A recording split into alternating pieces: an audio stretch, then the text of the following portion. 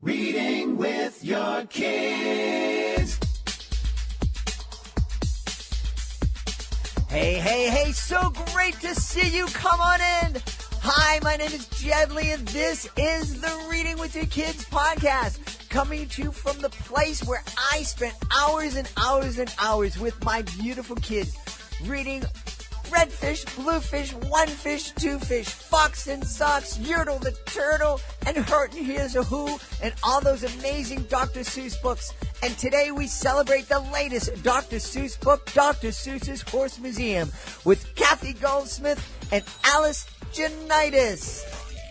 I'm really, really excited. Dr. Seuss's words and stories and illustrations fill so many hours here in our home.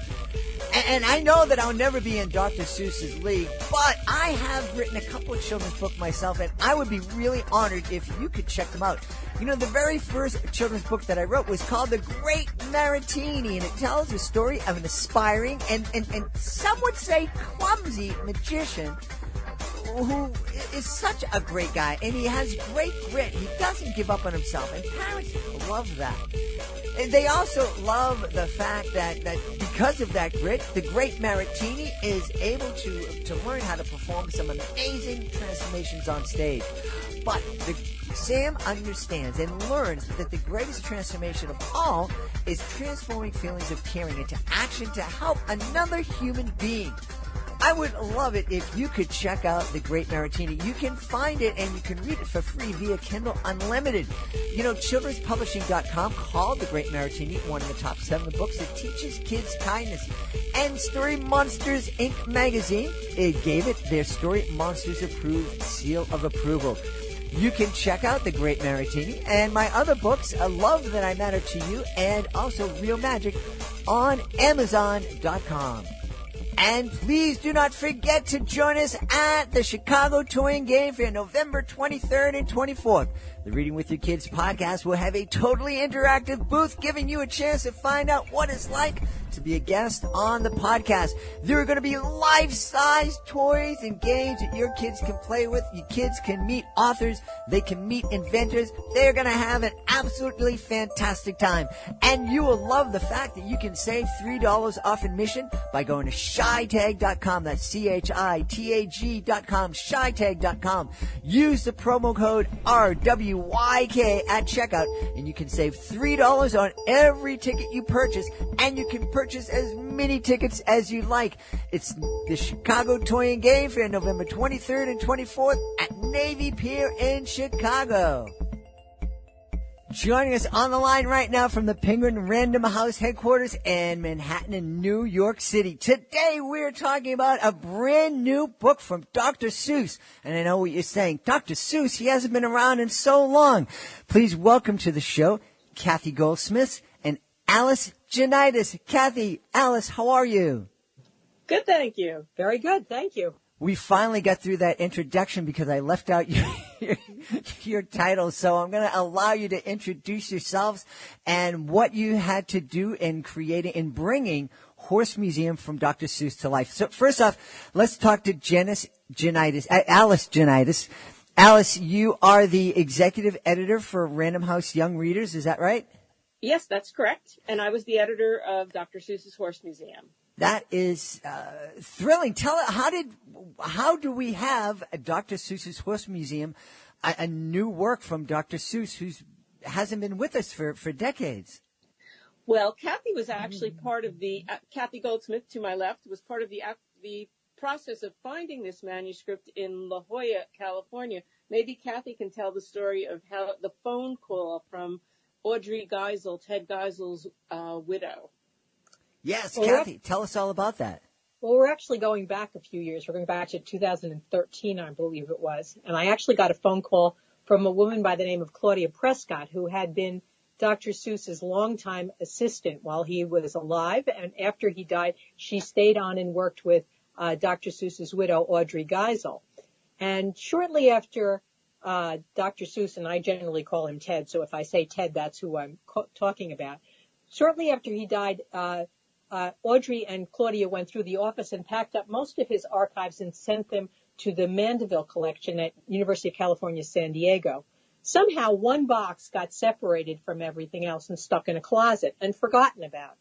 And in 2013, Audrey and Claudia ran across this box and called me in the office and said, we found a box and there's things in the box we think Random House would be interested in seeing. And I thought, oh my goodness, that must mean there's something in there that's worth publishing, because otherwise why would they call and tell us about it? Mm-hmm. So in point of fact, about 3 days later, I was on a plane along with my boss, Mallory Law. We went to California to look and see what was in the box. So, and in point of fact, the box was full of stuff. One of the things that was in the box was a book we published a couple of years ago called What Pet Should I Get? Was one of the projects that was in the box. And that project was pretty much complete. But this project, Dr. Seuss's Horse Museum, which was in the box and called Horse Museum, was not complete. It was the beginning of an idea, and some sketches, a lot of manuscript, not the complete manuscript, but it seemed like the beginning of a really interesting project. So that's how it came about. So cool. So cool. Now, the Horse Museum is different than most of the work that we think about when we think about Dr. Seuss. Would you agree, Alice? Yes, this is the only nonfiction book that we have from Dr. Seuss, and it's unrhymed. Ted did write some unrhymed storybooks, but not many. Mostly people think of his classic rhymed text. But this is an unrhymed nonfiction book about art. And it really is a really, really cool book about art. What would you say is the main message? Because it's more than just this is how you draw a horse. It really kind of gets into talking about artists, and so I think as I'm reading, I think it's talking more about artists and their process than it is talking about horses. I would have to agree. Ted uses the horse to show how artists throughout time, from prehistoric artists to artists who are alive today, have looked at the horse and depicted it in different ways, sometimes in ways that don't even really look like a horse, as in the splatter paintings of, say, Jackson Pollock. I think that the idea is to show how artists see things and what they try to say with their work, and how they all are trying to say something different. And it was written to help explain to, I assume, people of all ages, not just young children, how to look at modern art or artworks that sometimes are a little hard to understand. I also find that there's a parallel between, I think, this book and, in my mind, Cat in the Hat, in the sense that in Cat in the Hat, the cat becomes a guide that Ted created to draw children into the world of reading, and to say that reading can be fun. And in this book, we actually have a horse as our guide who draws us into the museum and starts to teach us not about reading, but about the creative process. And I think there's a parallel there, which I like, because it's opening up another aspect of learning to children.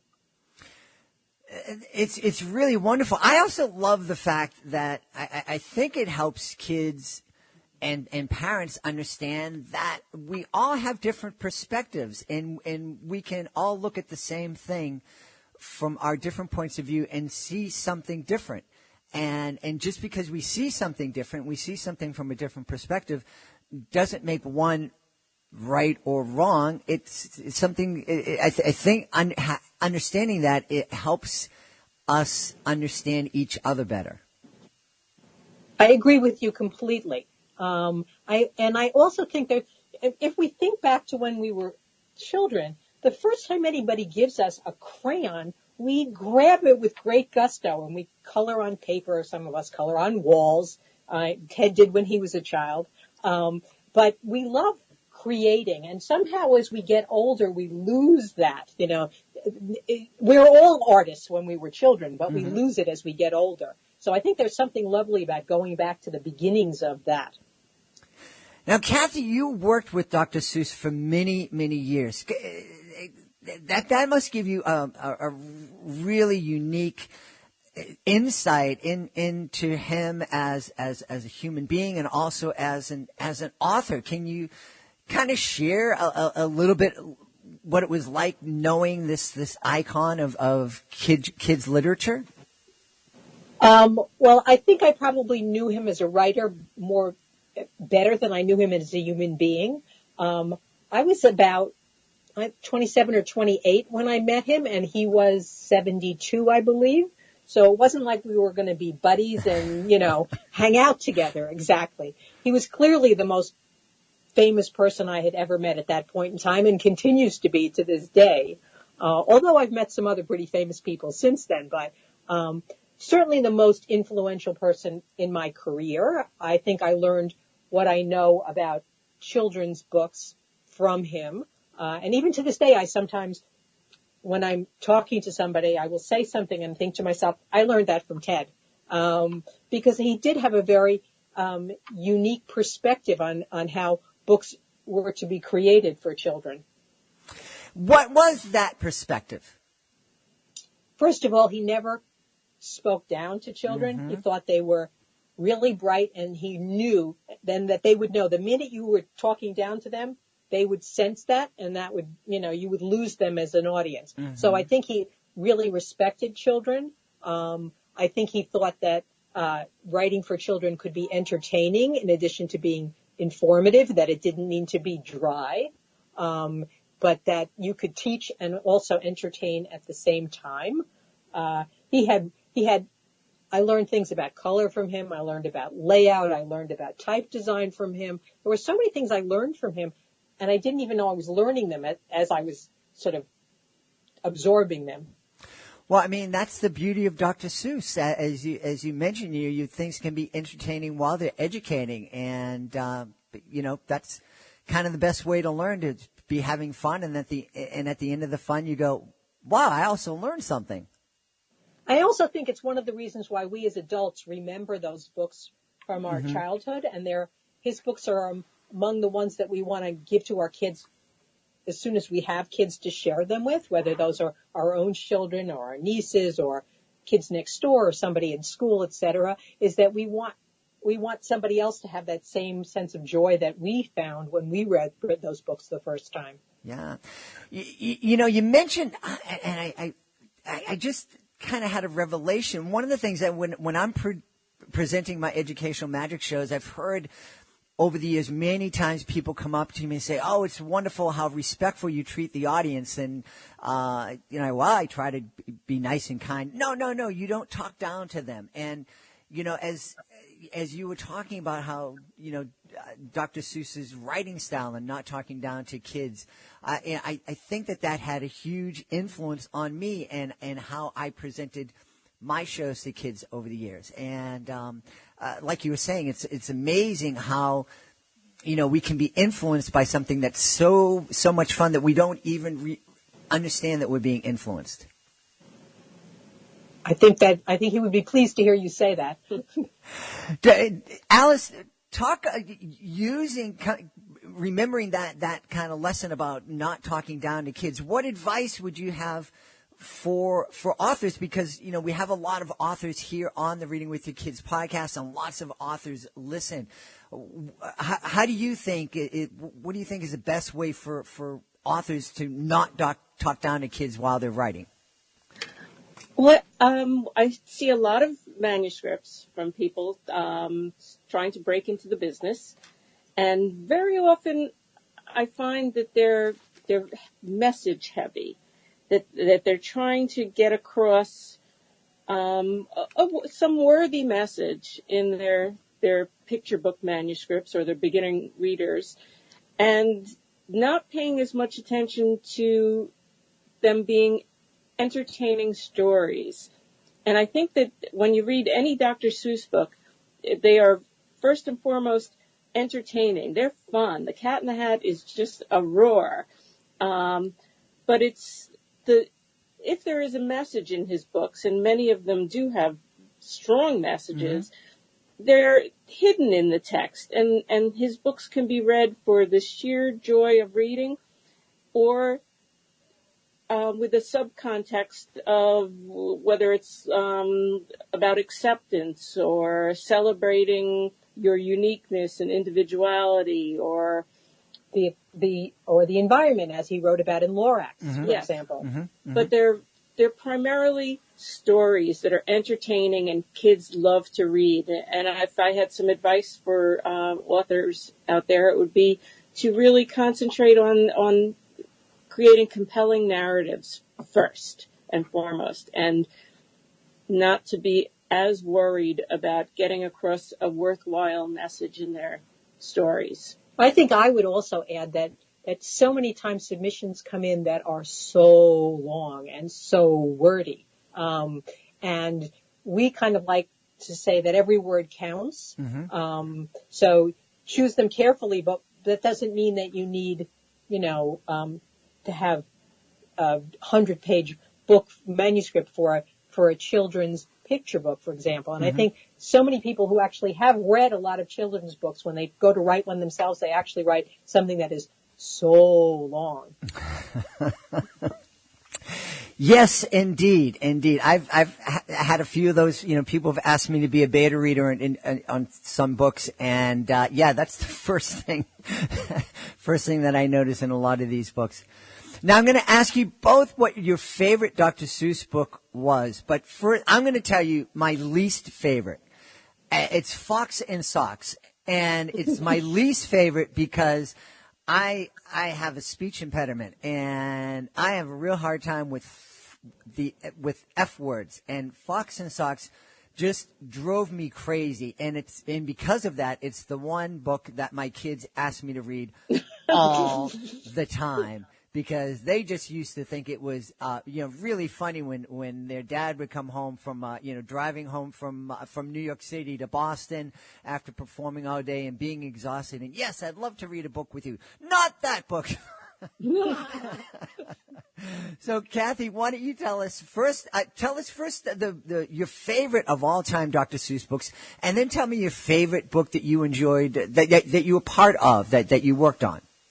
Okay, my favorite book of all of them, is Happy Birthday to You, and I have chosen it for two reasons. One, I love the message of it, the message that there is no one alive who is youer than you. How wonderful that is how it's a message we talk about a lot today. Every child, every person being unique and whatever they are is wonderful just the way. I love that message.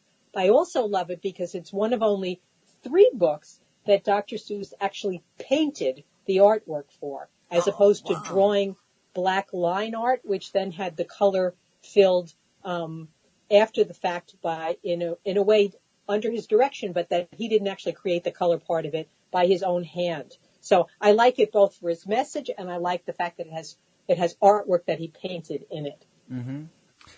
And you just, that quote that you mentioned, no one, how does it go? No one in the world can be youer than you.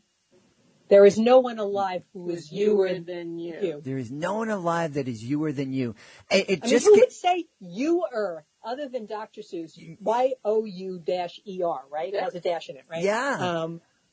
I just love that message. And it's so, in one line, it just, grabs onto and expresses what so many books, so many curriculum try to express in, as we said earlier, thousands and thousands of words. Dr. Seuss was able to just distill it down to one fun, memorable, never forget line. Yes. Yeah. And there's a lot of great lines in that. There's a lot of great lines, but that's my favorite line. But particularly in that book. What is the one about the dusty old jar of... And there's a reference to clams. And the clam quote, which I can't think of off the top of my head, is fabulous. It's fabulous. So I actually almost think that with a different title to it, it might be a book that we all know what Happy Birthday to You means. And the book does celebrate the birth of a unique individual, but it's so much more than just a greeting for your, for somebody like a card. It's not that. So. Well, I have to say, Cathy stole my thunder by picking Happy Birthday to You, because it's my favorite book also, but for completely different reasons. I do love the artwork in this book because it is so different, and I would describe it as bright and clear, and you almost want to eat it. But that's why I really like this book, is I distinctly remember the images of the kids eating. The Frankfurt, right? So the first picture in the book where they have breakfast on the back of a smorgasbord's back just stuck with me all my life. The idea of that crazy Seussian contraption with all the different foods hanging from it, and then they have the hot dogs and mustard, and they swim in the pools to wash off the mustard, and then they pick flowers that you can eat. And they have this fabulous Alice is cake. food oriented, in case. It just seemed, it just struck me as the most, wonderful day that you could possibly spend on your birthday, and that they get to pick out the pet, the amazing, at the pet reservation. And, I always loved pets myself, and everything about this book, is wonderful. And I found the funny quote that I love. Shout loud, I am lucky to be what I am. Thank goodness I'm not just a clam or a ham or a dusty old jar of sour gooseberry jam. It's like, oh my God, that is so funny. I know. So oddly enough, we both have the same favorite one here. In terms of the favorite one I ever worked on, for me, obviously that would be Oh, the Places You'll Go.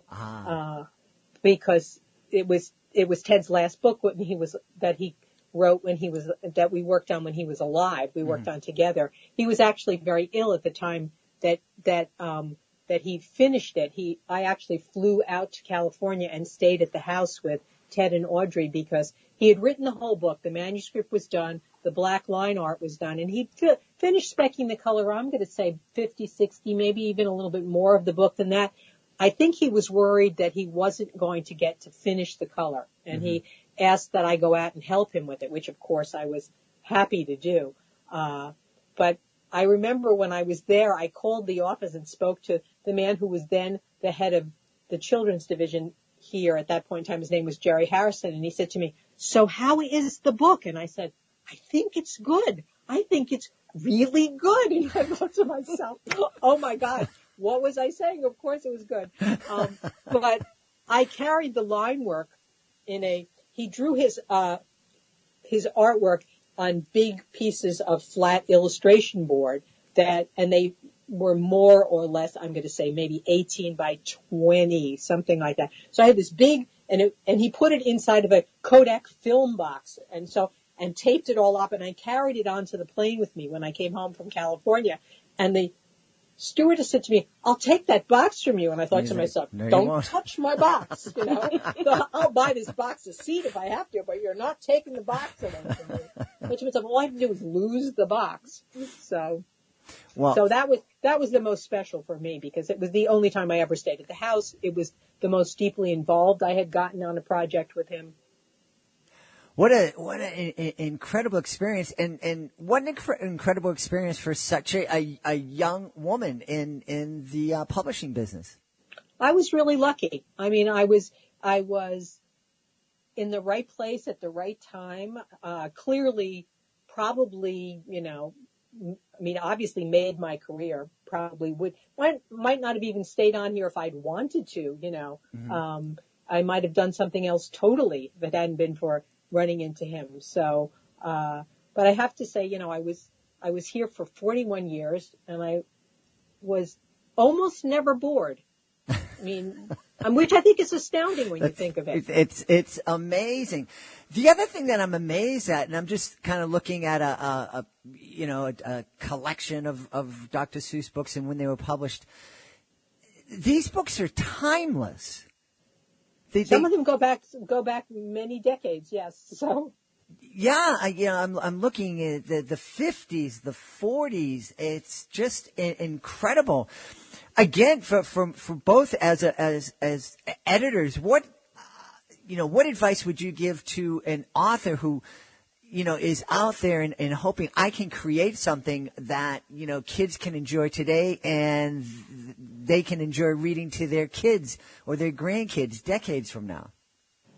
Well, I think if you set yourself that kind of goal, I think that's probably, I'd be paralyzed by it. If somebody said, you need to write something now that people will still be reading 50 years from now, I would go, oh my God, and I'd freeze up.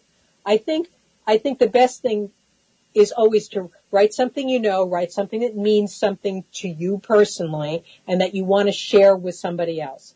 And that's always a start. But I think also remember, try to find they say your inner child. Try to remember what it was like to be a child. Because I think that's the lovely part of Dr. Seuss is it reminds even us adults what it's like to be a child.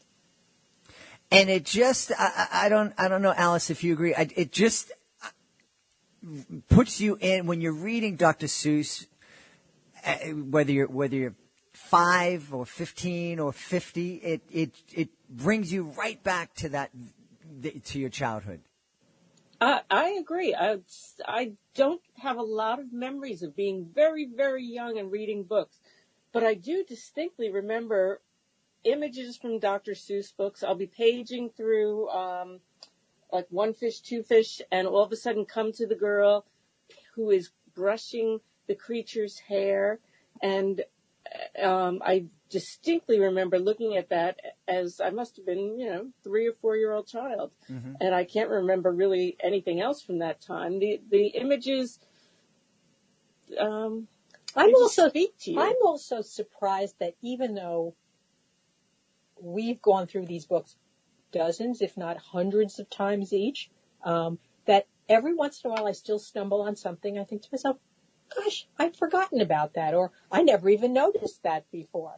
I know a couple of years back when we first started doing ebook versions of these books, because for many years they were not available electronically. And Alice and I literally went through checking the files for the ebook things, and we read them over and over and over again to make sure that every word was correct and every punctuation was correct. And we were cracking ourselves up. We were laughing so hard.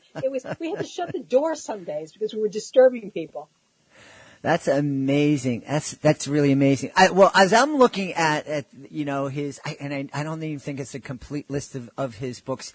I know one of the ones that I'm going to have to pick up and reread, just because it's that time of my life, is You're Only Old Once.